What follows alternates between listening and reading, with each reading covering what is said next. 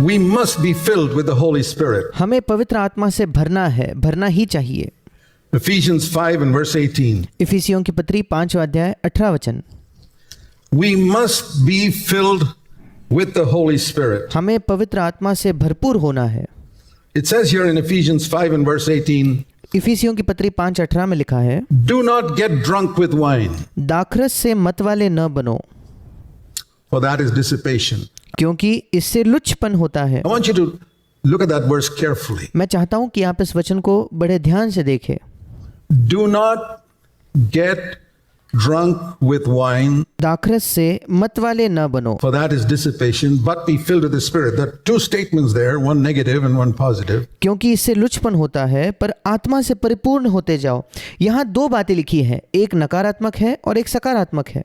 Do not get drunk with wine, but be filled with the Spirit. Now what दाखरस से मतवाले न बनो और आत्मा से परिपूर्ण होते जाओ या आत्मा से भरते जाओ। watch that and answer this question. मैं चाहता हूं कि आप यहाँ रुककर अपने आप से प्रश्न करें, Is it a sin to get drunk with wine? क्या दाखरस से मतवाला होना ये पाप है क्या?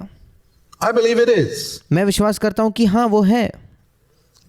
It may not be a sin to take a sip of it, but to get drunk दाखरस का एक घूंट पीना शायद कोई पाप नहीं है, पर उससे मतवाला होना, उसके नशे में धुत हो जाना is definitely a sin. वो निश्चित तौर पर एक पाप है। Okay, now my question is it a sin not to be filled with the Holy Spirit? अब मेरा सवाल ये है, क्या पवित्र आत्मा से नहीं भरना ये पाप है क्या?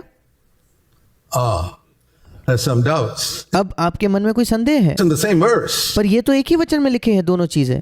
The same God who commanded, do not get drunk with wine, वही परमेश्वर जिसने ये आज्ञा दी कि दाखरस से मतवाले न बनो, said, be filled with the Holy Spirit. उसी परमेश्वर ने कहा पवित्र आत्मा से परिपूर्ण होते जाओ या पवित्र आत्मा से भर जाओ।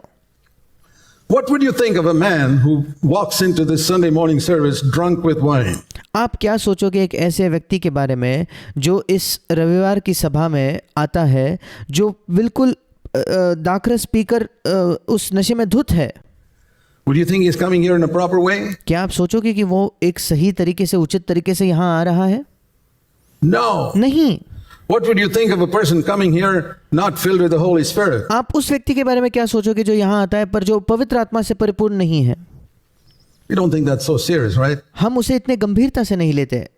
We pick and choose in God's commandments. परमेश्वर की आज्ञाओं में हम अपने हिसाब से कुछ आज्ञाओं को चुन लेते हैं। Truths that every Christian should know. ऐसे सत्य जो हर एक मसीही को मालूम होने चाहिए। You must be filled with the Spirit just तुम्हें पवित्र आत्मा से परिपूर्ण होना ही चाहिए, like you must not be drunk with wine. Put it बिल्कुल वैसे जैसे हमें दाखरस से मत वाला नहीं बनना है। in the same category. उन दोनों को उसी श्रेणी में रखिए। That if I think getting drunk with wine and coming to the church service is okay, अगर मैं ये सोचता हूँ कि दाखरस पीकर बिल्कुल मत वाला होकर कलीसिया की सभा में आना ठीक है, then it's okay to come without being filled with the Holy Spirit. फिर पवित्र आत्मा से परिपूर्ण न होते हुए कलीसिया की सभा में आना भी ठीक है। Is it okay anytime to be drunk? Think of how you misbehave when you're drunk. क्या किसी भी समय ये ठीक है कि आप उसके नशे में बिल्कुल धुत हो जाओ? सोचकर देखिए, जब आप उस दाखरस के नशे में होते हो आप कैसा व्यवहार करते हो। Don't get drunk with wine, but be filled with the Holy Spirit. दाखरस से मतवाले ना बनो, बल्कि पवित्र आत्मा से परिपूर्ण होते जाओ। This is very, very important. Now I want to explain this something about the Holy Spirit here because there's a lot of confusion. ये बहुत बहुत महत्वपूर्ण है। अब मैं आपको पवित्र आत्मा के विषय में कुछ समझाना चाहता हूँ, क्योंकि इस क्षेत्र में बहुत ज्यादा गड़बड़ी है Concerning that विशेषकर इस विषय में in the world today. आज के संसार में। I've heard a lot of people say to me, and I want to be ready to give an answer. और कई लोगों ने मुझसे ये कहा है, मैंने सुना है और मैं उसका जवाब देने के लिए तैयार होना चाहता हूँ। That's what I want to equip you to as well. और मैं आपको भी इसके सक्षम बनाना चाहता हूँ कि आप भी ये उत्तर दे सके। There's so many counterfeits about the gifts of the Holy Spirit and about the operation of the Holy Spirit. I agree. और कई लोग कहते हैं कि आप जानते हो भाई, कितने नकली आज पवित्र आत्मा के वरदान है जो आज हम हमारे संसार में देखते हैं। But what do people counterfeit? पर फिर मैं उनसे प्रश्न करता हूँ कि लोग किस चीज की नकल करते हैं, किस चीज को नकली चीज बनाते हैं? Do they counterfeit brown paper? क्या वो साधारण किसी कागज का नकली कागज बनाते हैं क्या? Do you see counterfeit toilet paper? No. क्या जो टॉयलेट पेपर होता है उसका कोई नकली बनाता है क्या? नहीं। What do people counterfeit? Gold, किस चीज की नकल की जाती है? नकली सोना होता है, diamonds. नकली हीरे होते हैं। Only valuable things are counterfeited. केवल मूल्यवान चीज ही उनकी नकल करके उनकी नकली चीज बनाई जाती है। So if the operations of the Holy Spirit are counterfeit, boy, the original must be really valuable. फिर अगर पवित्र आत्मा का जो कार्य है उसकी नकल की जा रही है तो इससे हम ये तो निश्चित तौर पर कह सकते हैं कि जो सही पवित्र आत्मा का काम है वो बहुत ज्यादा मूल्यवान होता होगा। So I'm not turned off just because there are counterfeits. The counterfeit proves to me that the original must be really valuable and I must get it. और इसलिए केवल नकली चीज़ों को देखकर मैं ये नहीं कहता कि अरे ये बहुत नकली चीज़ है, इससे मुझे दूर रहना है, बल्कि नकली चीज़ों को देखकर मैं कहता हूँ कि जो असली चीज़ है वो क्या ही मूल्यवान होगी और मुझे वो प्राप्त करनी है। But also it teaches me I must be very careful. पर उसी के साथ ये मुझे ये भी सिखाता है कि मुझे बहुत ही सावधान होना है। If someone's going to buy gold in the market, he's got to be very careful that he's not fooled. अगर कोई दुकान में जाकर सोना खरीदने वाला है उसे बहुत सतर्क होना होगा कि वो धोखा ना खा जाए। Or someone going to, I've heard, I've never seen it, but I've heard that there are glass pieces that look exactly like diamonds. मैंने सुना है, मैंने कभी खुद तो नहीं देखा पर मैंने सुना है कि कांच के ऐसे टुकड़े हैं जो बिल्कुल हूबहू हीरों की तरह दिखते हैं। You can be fooled. और आप धोखा खा सकते हो। You can be fooled about being filled with the Holy Spirit too. पवित्र आत्मा से भरे जाने के विषय में भी आप धोखा खा सकते हो। And so the only solution is to come to the Word of God. और इसलिए इस सारे चीजों का इकलौता हल ये है कि हम परमेश्वर के वचन के पास आए। I've been greatly helped by seeing that Jesus is an example for me as the perfect Spirit-filled person. मैं इस बात को देखकर इसने मेरी बहुत ज़्यादा सहायता की है कि जब मैं देखता हूँ कि यीशु मसीह एक सिद्ध तौर पर पवित्र आत्मा से परिपूर्ण मनुष्य का उदाहरण है। So when I want to know, when I want a guideline, a benchmark, और इसलिए जब मैं जानना चाहता हूँ, मैं एक उदाहरण चाहता हूँ या एक मापदंड चाहता हूँ जिससे मैं चीज़ों को परख सकूँ, what does it mean to be filled with the Spirit? I look at Jesus. पवित्र आत्मा से भरे जाने का क्या मतलब है? जब इस प्रश्न का मैं कोई मापदंड ढूंढता हूँ, मैं देखता हूँ कि यीशु कैसा था। And that's why let me give you my honest testimony. और इसलिए मैं आपको अपनी ईमानदार गवाही देना चाहता हूँ। When I see somebody rolling on the ground and kicking their legs, जब मैं देखता हूँ कोई ज़मीन पर यहाँ वहाँ ऐसे ही घूम रहा है और अपने पाँव वो पटक रहा है and saying it's the Holy Spirit, और फिर वो व्यक्ति कहता है कि ये वो पवित्र आत्मा के नियंत्रण में आकर कर रहा है, I'll tell you honestly, I cannot imagine Jesus rolling on the ground and kicking his legs. So I say that's not the Holy Spirit. मैं बड़े ईमानदारी से आपको बताना चाहता हूँ, मैं कल्पना भी नहीं कर सकता कि यीशु मसीह ज़मीन पर पड़कर यहाँ वहाँ घूमकर अपने पैर पटक रहा है, और इसलिए मैं कहता हूँ कि ये पवित्र आत्मा हो ही नहीं सकता। And I'm not afraid to say that और ये बोलने से मैं डरता नहीं, because I say, can you picture in your mind Jesus rolling on the floor and kicking his legs up in there and saying he's filled with the Holy Spirit? और क्योंकि मैं कहना चाहता हूँ, क्या आप कल्पना करके देख सकते हो कि यीशु मसीह ज़मीन पर पड़ा हुआ है, यहाँ वहाँ ज़मीन पर लेटकर वो अपने पैर पटक रहा है और वो कहता है कि अब मैं पवित्र आत्मा से भर चुका हूँ? क्या आप ये कल्पना कर सकते हो? No, Jesus is my example. नहीं, यीशु मेरा उदाहरण है, Not these other people. I'm ये दूसरे लोग मेरे उदाहरण नहीं not है। here to criticize them. मैं उनकी यहाँ आलोचना करने के लिए नहीं हूँ, I'm not here to judge them. मैं उनका न्याय करने के लिए नहीं हूँ, But I say I'm not here to follow them either. पर मैं ये भी कहता हूँ कि मैं यहाँ उनका अनुसरण करने के लिए भी नहीं हूँ। And then there are others who say, well, you must speak in tongues. और फिर दूसरे लोग हैं जो कहते हैं नहीं, तुम्हें अन्य भाषा में बात करना ही चाहिए। Which is unknown languages.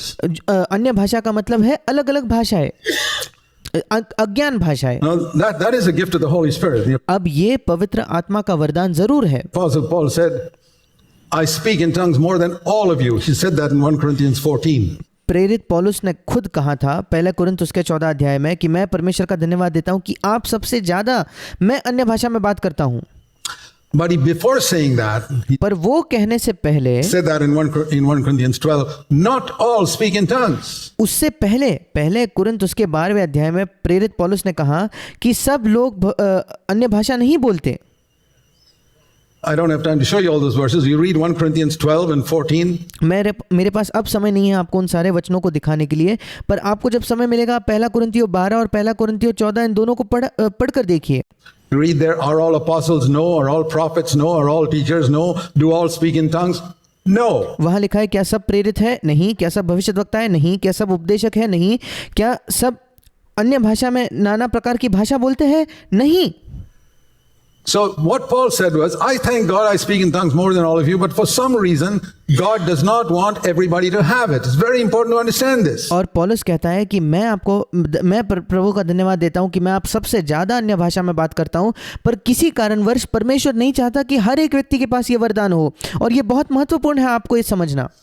And if you're doubtful about it, just go to 1 Corinthians chapter 12 and chapter 14. It's all written there. और अगर आपको इस बारे में कोई शक है, कोई संदेह है, तो कृपया पहला कुरिन्थ उसका 12वां अध्याय और उसका 14वां अध्याय पढ़िए। My own personal experience is, I thank God I speak in tongues. I've spoken in tongues for 42 years. मेरा निजी या मेरा व्यक्तिगत अनुभव ये रहा है, मैं परमेश्वर का धन्यवाद करता हूँ कि मैं अन्य भाषा में बात करता हूँ। 44 से भी अधिक वर्षों तक मैं अन्य भाषा में बात कर चुका हूँ। But I also believe it's not necessary for everyone to speak in tongues. I speak exactly like Paul said. पर उसी के साथ साथ मैं इस पर भी विश्वास करता हूँ कि हर एक व्यक्ति अन्य भाषा में बात करे, ये जरूरी नहीं, और पौलुस की तरह ही मैं भी कहता हूँ। In the church, he said in 1 Corinthians 14, I would rather speak 5 words in a known language, for us English, than 10,000 words in an unknown tongue. और पौलुस ने पहला कुरिन्थ के 14 अध्याय में कहा कि कलीसिया के अंदर मेरे लिए यह बेहतर है कि मैं 5 शब्द एक ऐसी भाषा में बोलूं जो आप समझते हो, इसके बजाय कि मैं 10,000 शब्दों को बोलूं एक अन्य भाषा में। So simple mathematics shows me that speaking in English is 2,000 times better than speaking in tongues in a church. और इसलिए ये बड़ा साधारण गणित करके मैं कह सकता हूँ कि एक कलीसिया में अंग्रेजी में बात करना अन्य भाषा में बात करने से 2000 गुना बेहतर है। That's the word of God. ये परमेश्वर का वचन कह रहा है। So don't feel inferior if you cannot speak in tongues. और इसलिए अपने आप को छोटा ना समझे अगर आप अन्य भाषा में बात नहीं कर सकते तो। If you can speak in English and witness for the Lord, you're okay. अगर आप इंग्लिश में बात करके या अपनी भाषा में बात करके प्रभु की गवाही दे सकते हो तो आप बिल्कुल ठीक हो। So the other thing I want to show you is, it says in Romans chapter 5, एक और चीज जो मैं आपको दिखाना चाहता हूँ वो रोमियो की पत्री 5वें अध्याय में लिखा है। verse 5, I believe रोमियो की पत्री 5वां अध्याय 5वां this वचन। is the mark of being filled with the Holy Spirit. मैं विश्वास करता हूँ कि पवित्र आत्मा से भरे जाने का ये एक चिन्ह है। Romans 5:5, it says, रोमियो 5:5 में लिखा है, the love of God is shed abroad in our hearts through the Holy Spirit. वहां लिखा है क्योंकि पवित्र आत्मा जो हमें दिया गया है उसके द्वारा परमेश्वर का प्रेम हमारे मन में डाला गया है। So God is love, परमेश्वर प्रेम है and our hearts do not have the love that God has, और हमारे हृदयों में वो प्रेम नहीं है जो परमेश्वर के हृदय में है, and we can never produce it. You won't be और हम कभी भी उसे उत्पन्न नहीं कर सकते। able to produce it in 100 years. आप 100 वर्षों में कभी परमेश्वर के प्रेम को अपने हृदय में उत्पन्न नहीं कर पाओगे। So God says, I'll give it to you. और इसलिए परमेश्वर कहता है मैं उस प्रेम को तुम्हें दे दूंगा। When you're filled with the Holy Spirit, one proof of it is you'll be able to love everybody. जब आप पवित्र आत्मा से भर जाओगे उसका एक सबूत ये होगा कि आप सब लोगों से प्रेम कर पाओगे। You won't agree with everyone. आप सबसे सहमत नहीं होंगे, You won't be able to work with everyone, आप सबके साथ काम नहीं कर पाओगे, but you will be able to love everyone, even those who hate you. पर आप हर एक व्यक्ति से प्रेम कर पाओगे, उनसे भी जो आपसे नफरत करते हैं। That's the mark of being filled with the Holy Spirit. पवित्र आत्मा से भरे जाने का यही चिन्ह है। And if you're not able to love everyone, ask God to fill you with the Holy Spirit. और अगर आप सब लोगों से प्रेम नहीं कर पाते तो फिर आप परमेश्वर से मांगे कि वो आपको पवित्र आत्मा से भर दे। And don't believe that you're filled with the Holy Spirit until you can love. और तब तक ये विश्वास ना करें कि आप पवित्र आत्मा से भर चुके हो जब तक कि आप प्रेम नहीं कर पाते। That's my guideline anyway. और ये मेरे लिए एक मार्गदर्शन की तरह रहा है। Truths that every Christian should know. ऐसे सत्य जो हर एक मसीही को जानने चाहिए। And the other thing I want to show you is in Romans 8 and verse 15. एक और चीज जो मैं आपको दिखाना चाहता हूँ रोमियो की पत्री 8वां अध्याय उसका 15 वचन। The Holy Spirit cries out from within us to God saying, Abba, पवित्र आत्मा हमारे अंदर से ये पुकार करता है परमेश्वर की ओर और वो कहता है हे अब्बा, हे पिता कहकर वो पुकारता है। The Holy Spirit shows you that God is your father. पवित्र आत्मा आपको दिखाता है कि परमेश्वर आपका पिता है। You have a father in heaven. No one in the Old Testament could experience this. पवित्र आत्मा आपको दिखाता है कि स्वर्ग में आपका एक पिता है। पुराने नियम में कोई भी नहीं था जो इसका अनुभव कर सकता था, But we can. God पर आज हम उसका अनुभव कर सकते हैं। is my father. He's my dad. परमेश्वर मेरा पिता है, वो मेरा पापा है। The word Abba really means dad अब्बा इस शब्द का मतलब होता है पापा या डैड। in English. अंग्रेजी में डैड या हिंदी में पापा। So every one of us, if you're really born again, you should be able to look up to heaven and say, Dad, और इसलिए हम में से हर एक जिसका नया जन्म हो चुका है, हम स्वर्ग की ओर देखकर ये कह पाना चाहिए कि हे पापा, you're my dad. तू मेरा पापा है। Think of folks who've never had a good father on earth. सोच कर देखिए उन लोगों के विषय में जिनका इस पृथ्वी पर कभी एक अच्छा पिता नहीं था।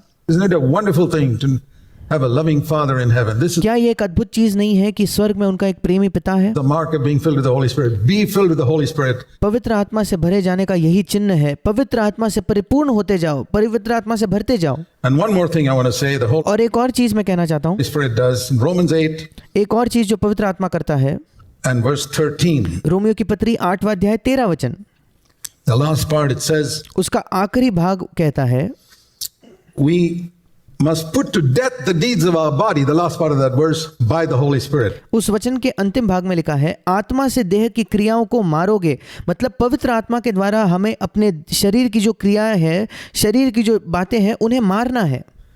The deeds of our body are all the sins that come out of our body. हमारे शरीर की जो क्रियाएं हैं, उससे उसका तात्पर्य है वो सारे पाप जो हमारे शरीर से आते हैं, Anger, lusting with our eyes, and चाहे गुस्सा करना हो या अपने आंखों से लालसा या स्त्रियों के प्रति कुदृष्टि हो, many, many other things we do with our body. और कई अन्य चीजें जो हम अपने शरीर के साथ करते हैं। And it's only, it says here, by the Spirit. Think of that last part of that verse. और ये वचन कहता है कि केवल पवित्र आत्मा के द्वारा। उस वचन के अंतिम भाग के बारे में सोचकर देखिए, आत्मा से या पवित्र आत्मा के द्वारा। By the Spirit you put to death the deeds of the body. पवित्र आत्मा के द्वारा देह के क्रियाओं को मारो।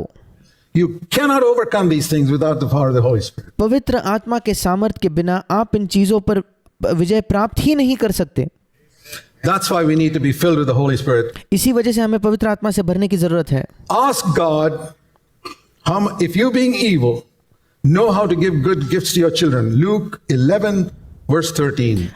आप परमेश्वर से मांगिए, अगर आप खुद दुष्ट होते हुए अपने बच्चों को अच्छी वस्तुएं देना जानते हो, जैसे लूका 11 उसके 32 वचन में लिखा है। You know being evil. Luke 11:13. माफ कीजिएगा, लूका 11:13 वचन में जैसे लिखा है, तुम दुष्ट होते हुए जब जानते हो अपने बच्चों को अच्छी वस्तुएं कैसे देना है, Know how to give good gifts to your children. How much more will your heavenly Father give the Holy Spirit to those who ask him? अतः तुम बुरे होकर जब अपने बच्चों को अच्छी वस्तुएं देना जानते हो, तो स्वर्गीय पिता अपने मांगने वालों को पवित्र आत्मा क्यों ना देगा। More than any earthly father wants to give bread to his children. और एक पृथ्वी का पिता अपने बच्चों को रोटी देना चाहता है, उससे बढ़कर परमेश्वर पिता अपने बच्चों को पवित्र आत्मा देना चाहता है।